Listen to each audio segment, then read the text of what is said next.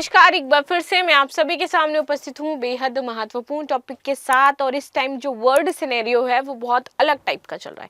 Middle east में war चल रहा है। जब से ट्रंप राजनीति में आए हैं तब से वो विस्तारवादी नीति अपनाना चाह रहे हैं, अपने आप को ओपेक करना चाह रहे हैं। और इन सभी को यदि मिला करके देखें तो हर एक देश अपने आप में सेंट्रलाइज होना चाह रहा है।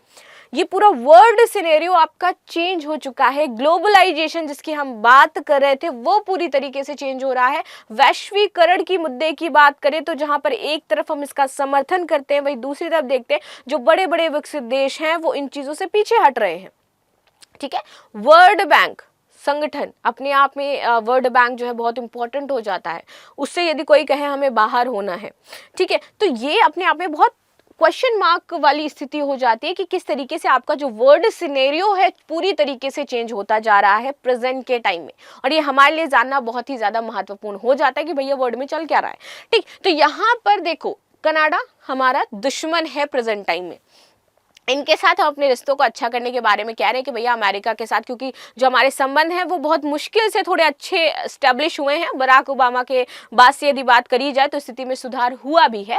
ट्रंप लेकिन जब जब आते हैं तब तब वो कुछ ऐसा करके जाते हैं कि हमें ऐसा फील होने लगता है कि भैया ये हमारे मित्र देश नहीं है, इस कैटेगरी में नहीं आ रहे। क्योंकि एक स्टेटमेंट इन्होंने दिया था कि जो भारत है वो हमारे यहाँ पर जो इमिग्रेशन वाली चीज़ें हैं कि लोगों को, प्रवासियों को बाहर भेजना है, इसमें वो हमारी हेल्प नहीं कर रहा है। और उसने भारत को उस लिस्ट में डाल दिया है कि जो इसके साथ सहयोगात्मक प्रवृत्ति नहीं अपनाते हैं।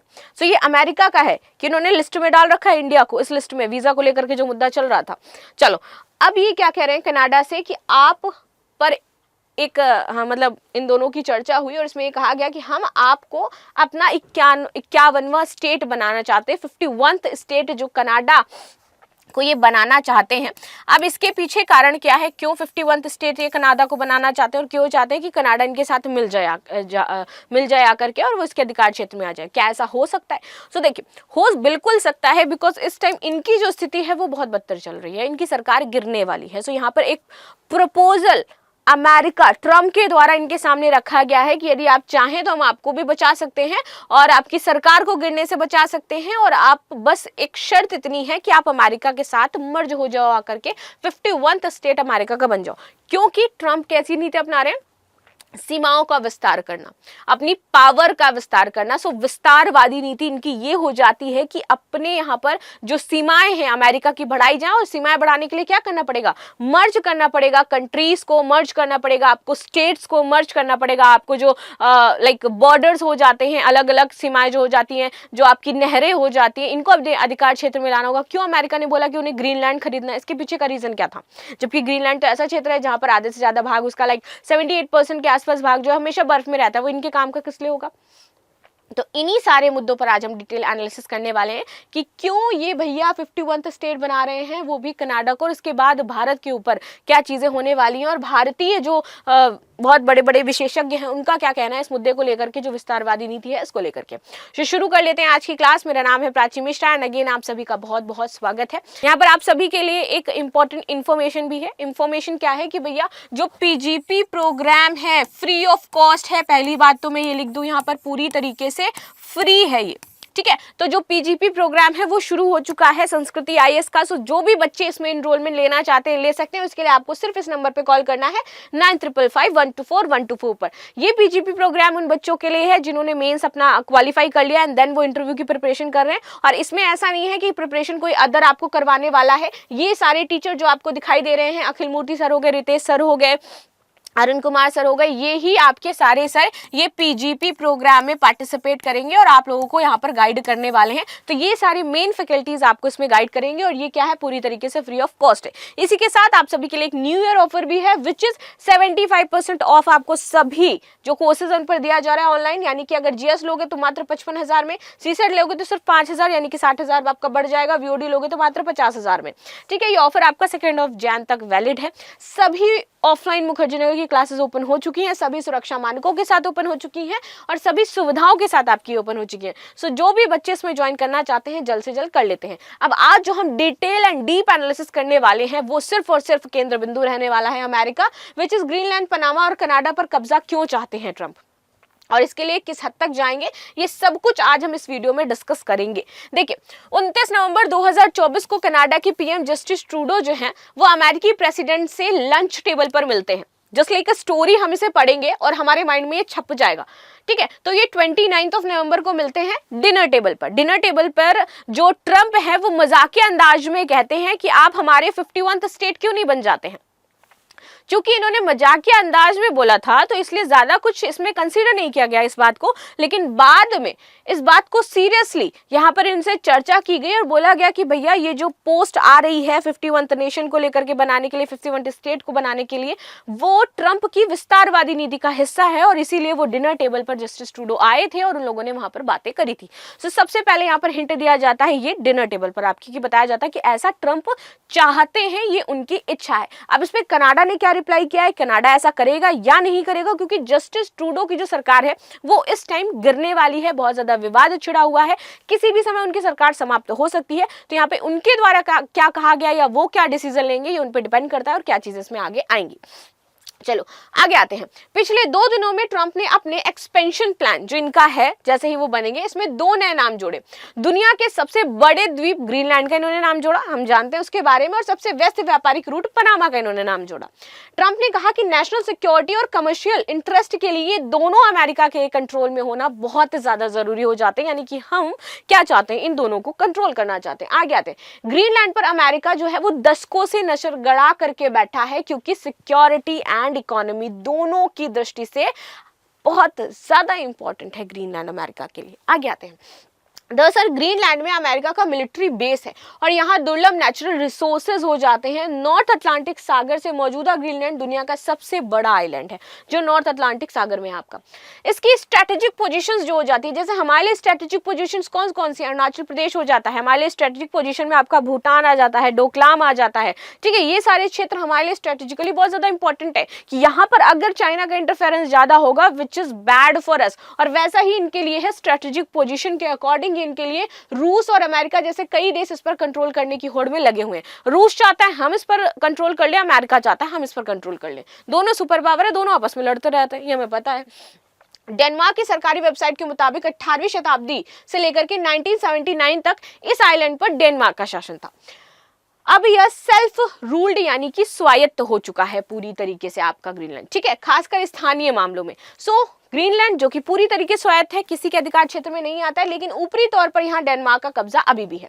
दुनिया के सबसे बड़े द्वीप ग्रीनलैंड का 80% हिस्सा बर्फ से हमेशा ढका रहता है। 29 लाख वर्ग किलोमीटर से ज्यादा का क्षेत्रफल के साथ ग्रीनलैंड दुनिया का सबसे बड़ा आइलैंड हो जाता है और ये किसी महाद्वीप से जुड़ा भी नहीं है।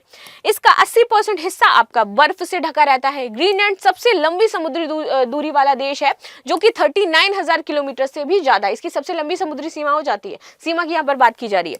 1721 में ग्रीनलैंड डेनमार्क का जो कॉलोनी है वो बना और 1979 में डेनमार्क का शासन रहा और 2009 में ये स्वायत्त हो गया। यहाँ करीब 59,000 लोग रहते हैं और इनमें से 90% इनोवेटेड डिस्टेंस है, जो कि पारंपरिक तौर पर शिकार और मछली पकड़ते हैं, बस इनका यही काम है।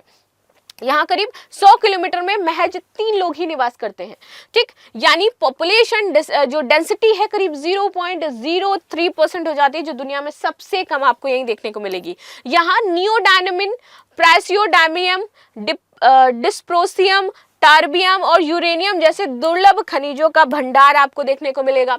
नेशनल सिक्योरिटी मेन मकसद हो जाता है। अमेरिका का मिलिट्री बेस एक ये देश है, इसलिए अमेरिका स्पेस फोर्स के मुताबिक इस बेस का नाम पिटफिक स्पेस बेस है, जो कि मिसाइल डिफेंस और स्पेस सर्विलांस के लिए स्ट्रेटेजिक लोकेशन है। यानी अमेरिका के लिए ये बेस काफी अहम हो जाता है।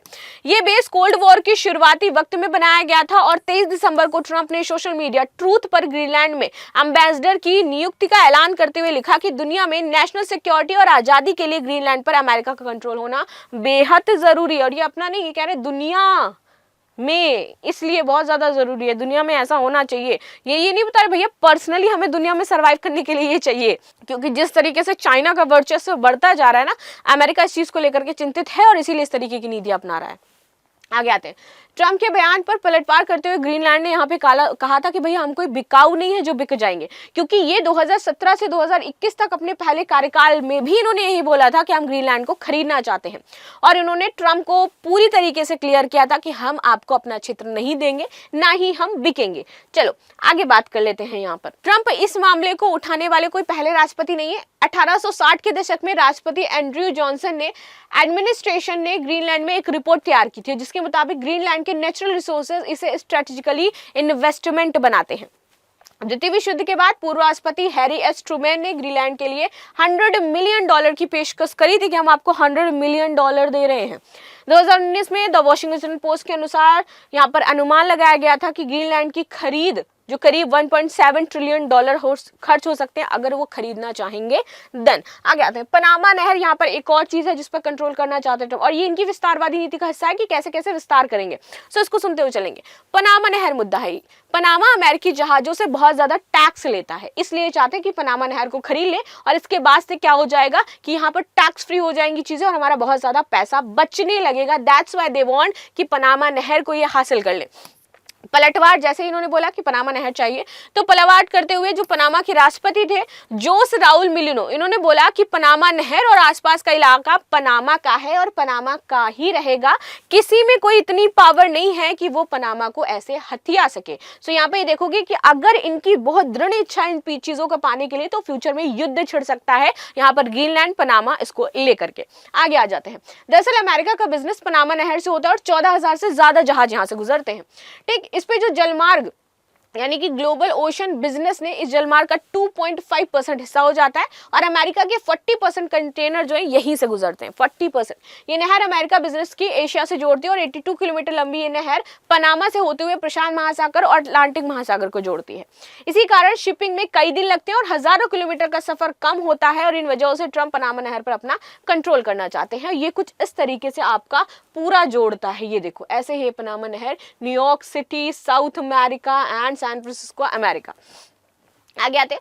1904 और 1914 के बीच अमेरिकी राष्ट्रपति थियोडोर रूजवेल्ट ने ही पनामा बनवाई थी।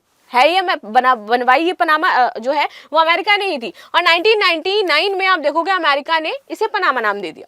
तब से यहाँ पर पनामा सरकार का कंट्रोल है, और फ्लोरिडा से रिपब्लिकन पार्टी के रिप्रेजेंटेटिव कार्लोस गिमेनेज का कहना है कि ट्रम्प का पनामा को लेकर के बयान भले ही थोड़ा अजीब है, लेकिन इसे गंभीरता से लेना चाहिए, और ये पनामा के लिए अब खतरे की घंटी है।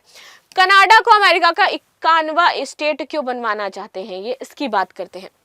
नवंबर में फ्लोरिडा में मार ए लागो स्टेट में कनाडाई जस्टिन ट्रूडो और डोनाल्ड ट्रम्प का आपस में बातचीत हुई। घुसपैठ को लेकर के बातचीत चल रही थी कि भैया कनाडा भी कह रहा है हमारे यहाँ से बाहर जाओ, अमेरिका भी कह रहा है हमारे यहाँ से बाहर जाओ, यानी कि दोनों के मुद्दे एक हो गए, वो कि जो कि प्रवासी हैं। और दूसरा, अमेरिका में बात करें तो वहां पर भी इंडियंस ज्यादा हैं, और अगर कनाडा की बात करें तो वहां पर भी इंडियंस ज्यादा है, यानी कि दोनों के मुद्दे सेम है और वहां पर इंडिया आपको दिखाई देगा। चलो, फिर डिनर टेबल पर ट्रम्प ने मजाक करते हुए ट्रूडो को कहा कि आप भैया कनाडा को अमेरिका का 51वां राज्य बना दो। 10 दिसंबर को ट्रम्प ने सोशल मीडिया ट्रूथ पर एक पोस्ट करते हुए जस्टिन ट्रूडो को कनाडा स्टेट के गवर्नर से बुलाया। कनाडा स्टेट गवर्नर तब कहा जाएगा जब वो अमेरिका का हो जाएगा, देन वहां पर फिर स्टेट के अकॉर्डिंग गवर्नर जो है वो नियुक्त किए जाएंगे। ठीक है। 18 दिसंबर को डोनाल्ड ट्रम्प ने सोशल मीडिया पर लिखा कि पड़ोसी कनाडा अमेरिका के 91वें राज्य के तौर पर जुड़ सकता है। सोशल मीडिया ट्रूथ पर उन्होंने लिखा कि कई कनाडाई चाहते हैं कि कनाडा 91वां राज्य बने और वे करों और सैन्य सुरक्षा पर अपनी भारी बचत कर सकते हैं।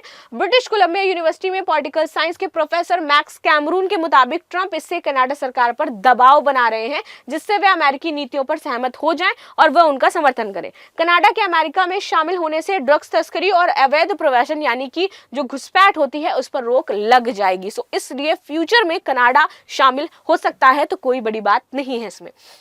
आगे आते हैं। ये ग्रेटर अमेरिका कैसे बनेगा, ये जो इनकी पॉलिसी है ये क्या है ये जान लेते हैं। देखिए, अगर पनामा नहर, कनाडा और ग्रीनलैंड अमेरिका का कंट्रोल होता है तो अमेरिका की नो डाउट जनसंख्या बढ़ेगी, सीमाएं बढ़ जाएंगी, एक्सेस मार्केट में, व्यापार, इकोनॉमी ये बूस्ट हो सकता है। तो ग्रेटर कनाडा दिखने लगेगा, ग्रेटर आपका अमेरिका दिखने लगेगा, नॉट कनाडा।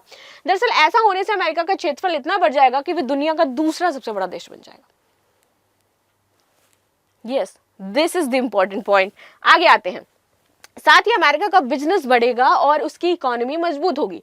ट्रम्प ने एक इंटरव्यू में कहा कि वर्ल्ड पर्सपेक्टिव से उनकी सोच नियम कायदों से चलने वाले लोगों से बहुत अलग है। मैं कोई नियम कायदे पे नहीं चलता हूं, यानी कि अगर मुझे कहीं कब्जा करना है और उस पर बम गिराना पड़े तो मैं गिरा दूंगा, ये बात समझ के चलो। उनके दूसरे टर्म की प्लानिंग के मुकाबले पहला टर्म तो पार्क में घूमने जैसा था, यानी कि ट्रंप अपनी विस्तारवादी सोच और अमेरिका फर्स्ट पॉलिसी के लिए दूसरे टर्म में किसी रूल्स एंड रेगुलेशन की फिक्र नहीं करेंगे, और जहां पर उनको रूल्स रेगुलेशन ब्रेक करने होंगे या फिर किसी उनको संगठन से बाहर आना होगा तो वो सारे काम कर देंगे, लेकिन ग्रेटर अमेरिका बना के रहेंगे। सो अब आप इसमें कितना ज्यादा सहमत हो जरूर बताइएगा। मिलते हैं हम नेक्स्ट क्लास में, तब तक के लिए धन्यवाद। लाइक एंड सब्सक्राइब करना बिल्कुल भी ना भूलें and thank you so much.